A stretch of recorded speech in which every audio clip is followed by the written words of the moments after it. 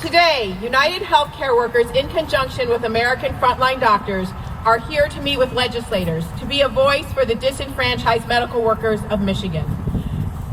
As a group today, we represent those who stood on the front lines last year. They sacrificed their time, their energy, many times their health. They got COVID, they recovered. Many of them had to live separate from their families. And now those same COVID recovered medical workers are being told that they are disposable and that if they don't get a vaccine, even though they have sterilizing immunity, they will lose their job. We represent them. We also represent those who also have natural immunity, and they know based on their medical background that they are immune. They have sterilizing immunity. They are not going to give this to anyone else, and they cannot get it themselves. We represent them. We represent those who believe that the doctor-patient relationship should remain sacrosanct. They believe that healthcare choices should be made between a doctor and the patient, and that doctors and scientists who are making these decisions are competent to know what their patients need, and that it does not need to be mandated by bureaucrats who do not know their medical history. We represent those who worried that there may yet be unintended consequences of these new experimental vaccines that are basically a form of gene therapy. They have not been assessed for fertility, effects on fertility, or their effects on ability to cause cancer. And so in the absence of long-term studies, we represent those doctors who believe that they should first do no harm. That said, we represent doctors that believe that there are effective treatments, that believe in early treatment. We have come into a system where basically if you are sick, you are being turned away without any care whatsoever. So we represent medical care professionals who believe in early treatment. We represent those who either chose to be vaccinated or got a vaccine because of a mandate, who then had an adverse health event and now cannot get the health care that they need. And we represent those who are concerned that there are over 19,000 reported deaths from these, that there's a huge myocarditis signal that's been validated by the basic science that shows that this is damaging the cells that support the heart muscle and causing myocarditis and cardiac events. All right, this is an experimental vaccine, and so I want to take a minute to talk about people of color. People of color historically have been marginalized and exploited in the United States. There are many experiments, many people are familiar with the Tuskegee experiment, where men who had syphilis were left untreated for 40 years so that they could basically see the course of the disease. This is an experimental treatment, and we won't know the effects. We know that many African Americans and people of color have many genetic underlying susceptibilities that are not being taken into account. We know that they are coming forward to say, hey, I have these concerns, and their concerns are being marginalized. We are there to represent them. And so we are going to voice these concerns to our legislators. And I know that our lawmakers are going to step forward. They're going to engage in these conversations because they want to honor the painful legacy and history of people of color in the United States. And so we expect that they will work with us as doctors and scientists with our expertise and craft policy that reflects the fact that these are treatments and not prophylactics. That reflects the fact that we should have bodily sovereignty. That reflects the fact that there are early treatments and there are other ways of dealing with this disease. And that reflects the facts that we have rights, and especially as people of color, we have a right to employment, we have a right to education. I know that they'll step forward and say it's not acceptable to go back to a system of segregation that marginalizes Black people and says they're second-class citizens because they do not want to be experimented on. And so we look forward to working with legislatures, and I'd like to have another few doctors give their input as well. Thank you. Thank you. I'm Dr. Avery Jackson, a neurosurgeon in private practice for 20 years and one of the frontline docs since February. And I'm still in practice, working at 2 different hospitals. The things that I am seeing actually literally today are that the vaccine mandates are promulgated by regulatory bodies both locally as well as nationally, given to the healthcare employees, are basically a license to create a suboptimal workforce and environment. The financially incentivized and fear-based narrative that is being pushed is causing patients suffering and is also affecting our workforce and our healthcare workers. They're literally developing, being traumatized, and even developing post-traumatic syndromes. So we are asking your support, your prayers to help in this battle for all citizens, especially here in Michigan and throughout the United States. And so with that, we thank you for your time. And so Dr. John Thomas is up next here, and he is the founder and president of Operation Hope USA, and he does a lot in regards to education, ministry, healthcare, and even feeding those who are underserved. Dr. Thomas? Thank you, Avery. Well, you know it's important when a Texan shows up in Michigan with no comfortable cold shoes. But this fight is greater than the fight within us. This fight is the greatest fight we'll fight in this generation. I believe that we the people, the first three words of our Constitution has a value. It's going to not be the government, we the people. So we the people have gathered here this morning because we believe this has to be fought at this level and we must make a change. I'm a surgeon by trade. As Dr. Jackson mentioned, that I'm a founder of Operation Hope. And we surgeons, we have the mercy of our referral sources.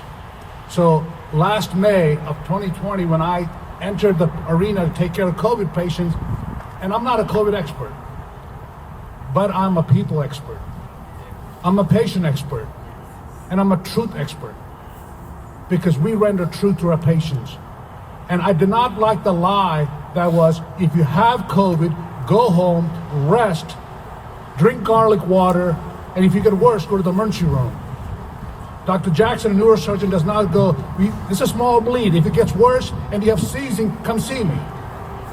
I operate in cancer. I don't go, it's a small cancer. Wait till the cancer is eating through your breast tissue, then come see me. And the narrative of lies have not changed. First was 2 weeks, shut down, flatten the curve, and we'll win the disease. Number two, we will close everything down, shut everything down, and put a mask on everybody from kids to grandmas, and we will get this thing over. Then came the vaccine. We'll have the vaccine. Everybody will vaccine. So by July 1st of 2021, we'll be able to have July 4th. That has not happened. Then was the booster. As of today, in the last 4 weeks, 60% of the patients I'm seeing are COVID vaccinated and boosted patients with COVID. It's not working. Guess what's working? Early treatment. I've treated 900 patients so far with hydroxychloroquine, ivermectin, vitamin D, zinc, and they all have done well.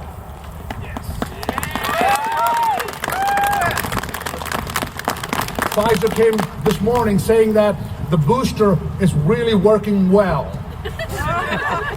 If Fox guards the hen house, is the hen protected? The answer is no. This quarter, they've made $13 billion more. By what? Getting vaccines. Who's paying for it? You and I are. So what we stand here this morning is to challenge the hearts of every single legislator. There's a way out of this thing. It's not through mandates. It's not through vaccines. It's not through masks. It's not through shutdown. It's called herd immunity. And I thank you for this opportunity. And I have the greatest pleasure to invite Dr. Nguyen Swander to come to the podium. Thank you so much, Dr. Thomas. My name is James Nguyen Schwander. I'm an integrative physician with a practice in Ann Arbor, and I've been treating chronically ill children and adults for over 30 years, many of whom have actually been vaccine injured. And unfortunately for me, business is booming. I'm here today because I have grave concerns over government intervention in the care that I give my patients, the safety and efficacy of the COVID vaccines that are currently being used, and the use of mandates to force those of us who choose not to be vaccinated for medical or religious reasons to do so regardless. I'd like to start by saying that COVID is treatable and has a very low mortality rate for those who are healthy. A CDC study looking at death certificates from 2020 suggested that out of 378,000 documented deaths from COVID last year, the survival rate was 99.5% for all comers and 99.97% for people that did not have comorbid conditions. I will not deny that Michigan has not had its share of COVID cases and deaths, but I'd also like to emphasize that early treatment for COVID works, just like it does for everything else in medicine. But I'm here today to talk primarily about the COVID vaccine and discuss three things: vaccine efficacy, vaccine safety, and vaccine mandates. So the first element I want to consider is vaccine efficacy. Does it stop infection and transmission and ultimately lead to herd immunity, which is the goal of a vaccine and a vaccine mandate? All three of the vaccines were approved using clinical trials with a decent number of patients. I won't deny that. But because of a rush to get emergency use authorization, none of them were adequately tested for safety and efficacy. They're all experimental. I'm going to use the Pfizer vaccine as an example because it's the most commonly used and it's the only vaccine that's used in kids. The Pfizer vaccine was granted emergency use authorization, EUA, after claiming a 95% vaccine efficacy. 95%.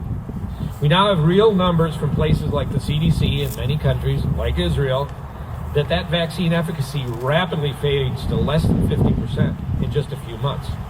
Michigan's a great example. We have vaccine rates around 70% in this state, but we're in the midst of the highest case numbers of COVID since the pandemic began. If the vaccine was effective, why is this happening? The CDC's answer to the problem is to just double down on a failing vaccine and give more of it. We call those boosters. But this strategy is doomed to fail because we have no evidence how long that booster lasts or whether it will be effective in some of these new strains. We now know from the CDC's own data that the vaccine doesn't stop infection. It wasn't even tested to find out if it did that. And if you have been vaccinated and get COVID, you will transmit COVID to those around you just as frequently as somebody who's not been vaccinated. The CDC has stopped talking about reaching herd immunity with these vaccines because they know it's nearly impossible.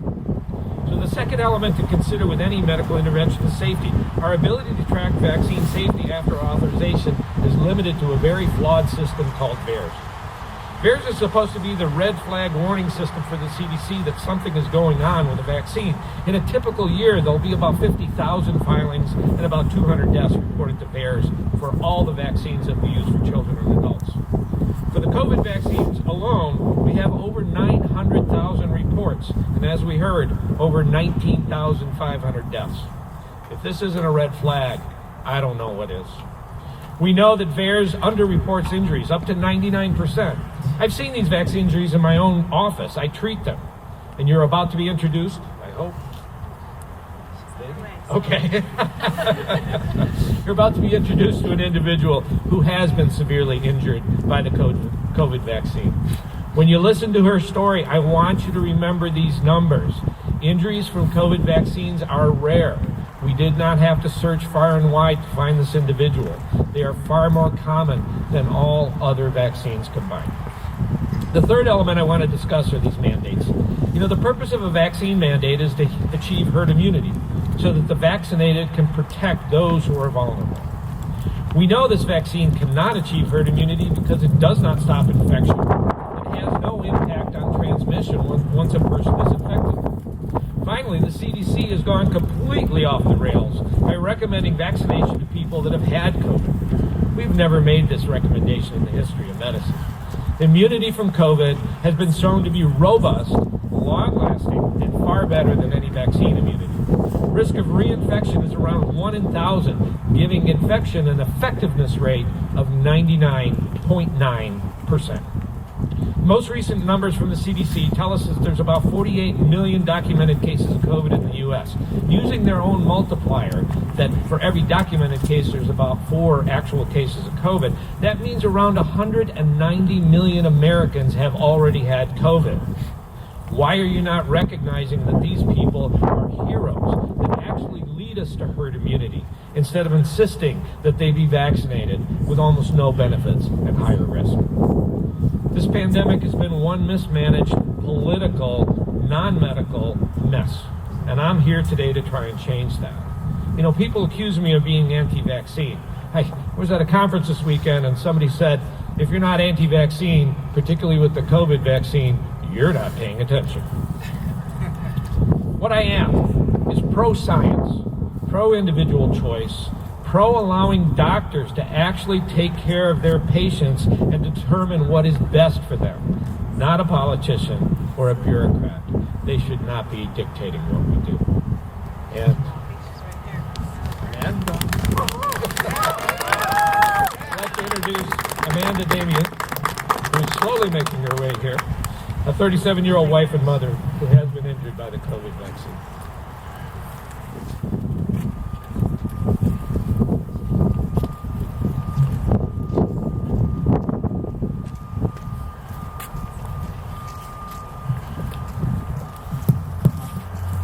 Thank you.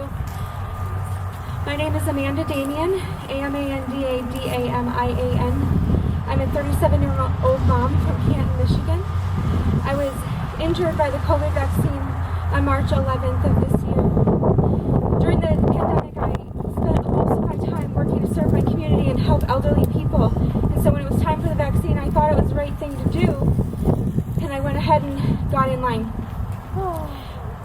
After receiving the vaccine, within 5 minutes, I started having severe tachycardia, problem seeing, syncope episode that landed me into the ER.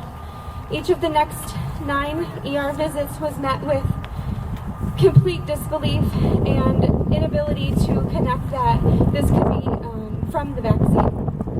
My doctors and my medical care team have now basically given up and have told me that they don't know what to do with me.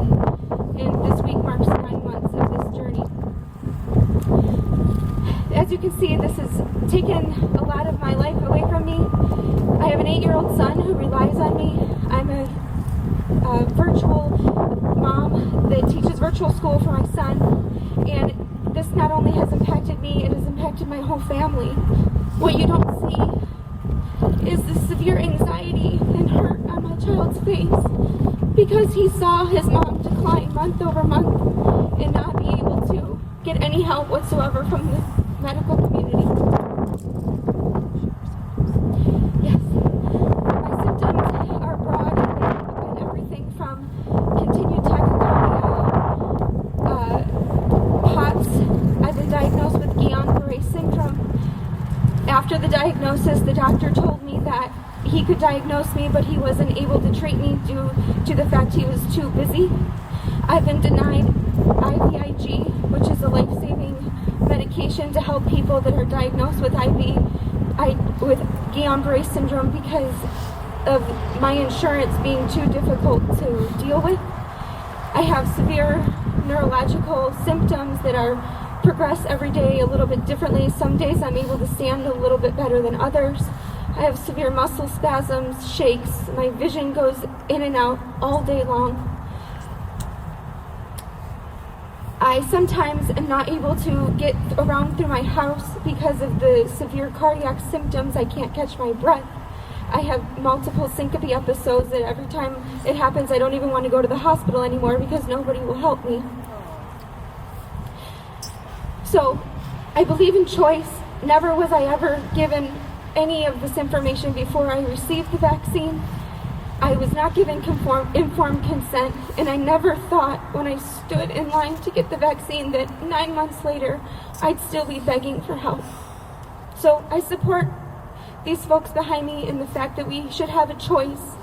I want to be able to work again someday. I want my son to be able to go to school because I can't put this product in his body. And I want him to be able to get back to school and live a normal life like a normal 8-year-old. So Also, thank you to the doctors and teams that are willing to stand up and give us an opportunity to be heard, because we need it. There's a lot of people in Michigan that are suffering like me.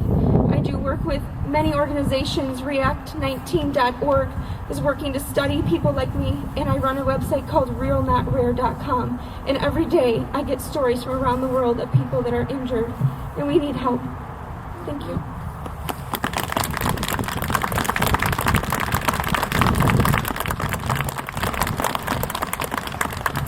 Again, my name is Dr. Christina Parks. I have a PhD in cellular and molecular biology from the University of Michigan. And I'm here to tell you that there is a lot of science showing plausible vaccine injury mechanisms, and there's more and more being generated for this COVID vaccine every day. Every day we see mechanisms by which this could injure people. So it's time that the scientists have a voice. It's time that the doctors have a voice. It's time that the medical workers have a voice. And it's time that the injured have a voice. We are here today to be that voice. Thank you. Dr. Avery Jackson, a neurosurgeon or brain surgeon in practice for 20 years, and the vaccine injuries are real, especially as it relates to the brain and spinal cord. We have kids and others who get these injections end up paralyzed either in their face, they have changes in regulatory systems, heart, and other systems as it relates to the brain and spine. So it's a real problem. Thank you, doctors. We are gathered here through United Healthcare Workers. We are an initiative, all independent, wanting to spread truth. There is so much censorship going on inside the hospitals right now, and these doctors and healthcare workers have been brave enough to stand up and do what's right for their patients. We're going to take it inside. It's very cold. So if you have questions for these doctors, we're going to do a group photo, and then we're going to allow interviews up on the 4th floor. So if you're with the press and you want to give an interview, meet the doctors at the 4th floor. Thank you so much.